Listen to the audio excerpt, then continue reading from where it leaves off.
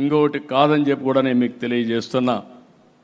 నిన్న మొన్న ఇంకొక విషయం కూడా ఇక్కడ వచ్చినప్పుడు తెలుగు జాతి అందరికీ విజ్ఞప్తి చేస్తున్నా, తెలంగాణలో ఉండేవాళ్ళకు కూడా విజ్ఞప్తి చేస్తున్నా. నేను గోదావరి నీళ్లు బనకచెర్లకు తీసుకుపోతానని చెప్పాను.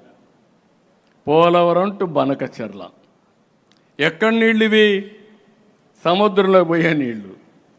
సముద్రంలోకి పోయే నీళ్లు నేను తీసుకుపోతానంటే దాన్ని కొంతమంది ఒక పార్టీ రాజకీయం చేస్తే వాళ్ళు చేశారు కాబట్టి మేము చేయకపోతే వెనకబడిపోతామని ఇంకొకరు మాట్లాడే పరిస్థితికి వచ్చారు. ఇది మంచిది కాదు.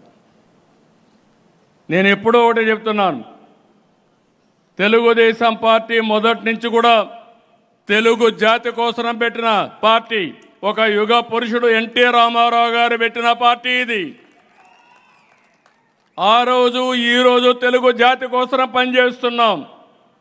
నేను ఆ మాటే చెప్పాను. విభజన రోజును కూడా మీరు గుర్తుపెట్టుకోవాలి. నాకు 2 ప్రాంతాలు సమానం అని చెప్పాను, 2 కళ్ళు అని చెప్పాను, ఇద్దరికి సమన్యాయం చేయమన్నాను. అయితే అక్కడ నమ్మారు, ఇక్కడ నమ్మారు. అక్కడ మేము బీజేపీ పోటీ చేసి 20 సీట్లు గెలిపించారు, ఇక్కడ అధికారాన్ని ఇచ్చారు. అది నా జీవితంలో ఎప్పుడూ మర్చిపోలేనని చెప్పి మీ అందరికీ మరొక్కసారి విజ్ఞప్తి చేస్తున్నా. సముద్రంలోకి పోయే నీళ్లు తీసుకుపోతామంటే దానికి కూడా ఎక్కడ రైట్ ఉందని ఆలోచిస్తామంటే ఎక్కడికి పోతాను? కాళేశ్వరం ఉంది. నేను ఎప్పుడు అపోజ్ చేయలేదే. నేను వెల్కమ్ చేశాను.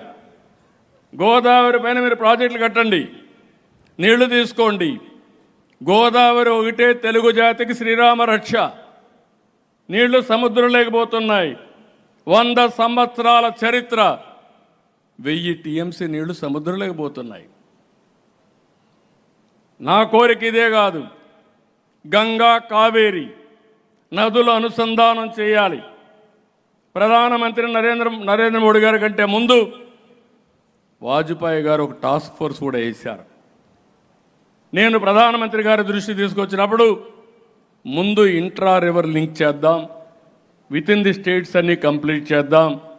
ఇది పూర్తయితే నేను గుజరాత్లో కూడా చేశాను, మీరందరూ కూడా స్టార్ట్ చేయండి. ఇది పూర్తి అయిన తర్వాత నేషనల్ లెవెల్లో రివర్స్ లింకేజ్ ఈజీ అవుతుందని ప్రధానమంత్రి గారు కూడా చెప్పే పరిస్థితి వచ్చారు. నేను చాలాసార్లు చెప్పాను, రాజకీయ నాయకులకి పాజిటివ్ థింకింగ్ ఉండాలి. ఈరోజు నరేంద్ర మోడీ గారు ఉన్నారు, మనం అందరం ఆలోచిస్తున్నాం. సరైన సమయంలో దేశానికి సరైన నాయకుడిగా నరేంద్ర మోడీ రావడం ఈ దేశం అదృష్టం అని మరొక్కసారి మీ అందరికీ విజ్ఞప్తి చేస్తున్నా. ఏదో నేను పొగడానికి చెప్పడం లేదు. ఒక సుస్థిరమైన పాలన, అభివృద్ధి, సంక్షేమం, సుపరిపాలన ద్వారా దేశాన్ని ముందుకు నడిపిస్తున్నారు. అందులో భాగంగా నా కోరిక కూడా ఉంటుంది. నా కోరిక ఆయన దేశాన్ని నడిపిస్తే నేను తెలుగు జాతిని అగ్రజాతిగా తయారు చేయాలనేది నా లక్ష్యం. నాకేం కావాలండి? 45 ఏళ్లుగా నన్ను అందరూ కూడా ప్రేమించారు. తెలుగు జాతి చరిత్రలో మీరు చూస్తే మన నాయకుడు ఎన్టీ రామారావు గారికి మీరు చూసినప్పుడు ఎప్పుడు కూడా తిరుగులేదు ఆ నాయకుడికి. ఆయన అనుకుని జరిగింది. 9 నెలల్లో పార్టీ పెట్టాడు, అధికారానికి వచ్చాడు. దేశ స్థాయిలో అన్ని పార్టీలను కలిపి ప్రత్యామ్నాయాన్ని ఏర్పాటు చేసే పరిస్థితికి వచ్చాడు. తెలుగు దేశం పార్టీకి ఒక చరిత్ర సృష్టించిన వ్యక్తి ఎన్టీ రామారావు గారు.